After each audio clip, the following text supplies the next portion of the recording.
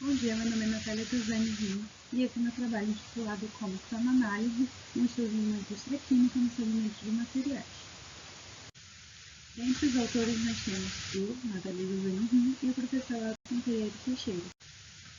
Ao longo dos anos, com a Revolução Industrial, o mercado ele ficou muito competitivo e com base nessa competitividade toda, houve a necessidade de fornecer produtos e serviços de qualidade. Então, a partir daí, veio a gestão da qualidade. Ela também tem esse objetivo, mas com foco no cliente. Dentre todas as ferramentas que a gestão da qualidade ela possui, nós temos a cronoanálise. A cronoanálise ela é uma ferramenta estatística que visa medir, analisar e controlar o tempo que se leva para a realização de uma atividade qualquer.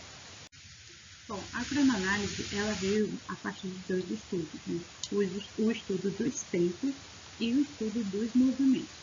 O estudo dos tempos ele veio a partir de uma criação de uma sequência e tempo pré-programado para a execução de uma atividade. Já o dos movimentos ele vem para entender quais eram os hábitos de trabalho dos trabalhadores para encontrar meios de aumentar a produtividade. Bom, para a realização desse estudo foi escolhido um procedimento novo dentro do laboratório químico, que era o preparo de uma amostra X.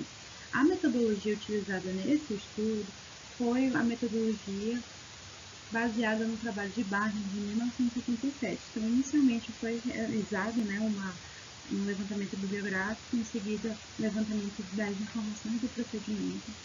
Assim, foi feita uma análise prévia, em seguida, uma análise oficial que deu origem à determinação do nosso tempo padrão. Assim, foi realizado um estudo do procedimento e elaborado um fluxograma dos elementos a partir desse procedimento. E cada elemento ele foi dividido em etapas. A partir desse momento, a gente consegue fazer um estudo prévio. Então, o estudo prévio ele contou com uma cronometragem de 10 ciclos para a gente verificar a variabilidade dos nossos dados segundo Penhallo e Glenn. Bom, também foi o momento de a gente estipular qual era o erro máximo, Então, nesse momento, a gente estipulou um erro máximo de 20% segundo Barnes. Observa-se, que durante essa análise prévia, 3 etapas elas apresentaram um erro maior do que o erro estabelecido, que era de 20%, certo? Então, assim, foi realizada uma amostragem ideal para saber quantos ciclos eram necessários para que o erro ele estivesse dentro daquilo que a gente estipulou que era de 20%. Bom, foi realizada agora uma análise oficial com a amostragem ideal e observou que as 2 primeiras etapas elas estão dentro daquele erro pré-estabelecido de 20%, mas a última etapa ela ficou em 26%. Quando a gente compara a tabela da análise prévia com a oficial, a gente observa que nessa etapa em específico ela fica dentro da casa de 26%. E aí a gente precisa entender que, por mais que o procedimento ele seja estável, tenha um ritmo constante de trabalho, vai ter alterações no tempo. E isso tem diversos fatores. Para esse estudo em específico, a gente observou que existiam fatores como estabilidade da internet, a gente precisava da internet para imputar essas informações.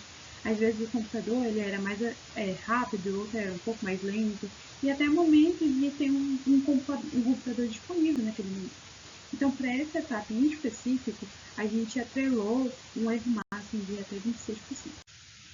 Então, com base na análise oficial, foi possível calcular o tempo observado, que é a soma das médias, de cada etapa sem interrupção, e também foi dada uma nota de agilidade para esse funcionário, que foi de 120%, que quer dizer que ele trabalhou 20% mais rápido do que o normal. Então, a gente conseguiu calcular o tempo normal.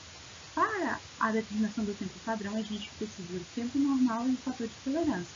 O fator de tolerância, ele é, por exemplo, para atender às necessidades pessoais desse funcionário. Então, foi atribuído uma nota de 20%. E, com base nisso, partindo desse mesmo princípio, foi calculado a hora técnica do analista. E, nesse momento, a gente precisa retirar o tempo de máquina, porque o tempo de máquina ele não condiz com a hora técnica do analista. Sendo assim, O tempo padrão de hora técnica do analista foi de 28 minutos.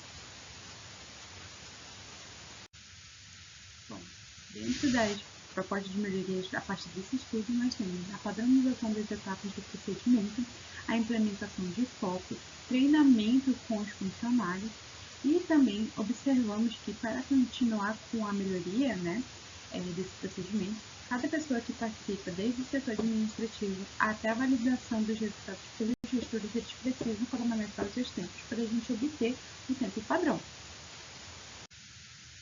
Bom, essas foram as minhas referências bibliográficas. Muito obrigada.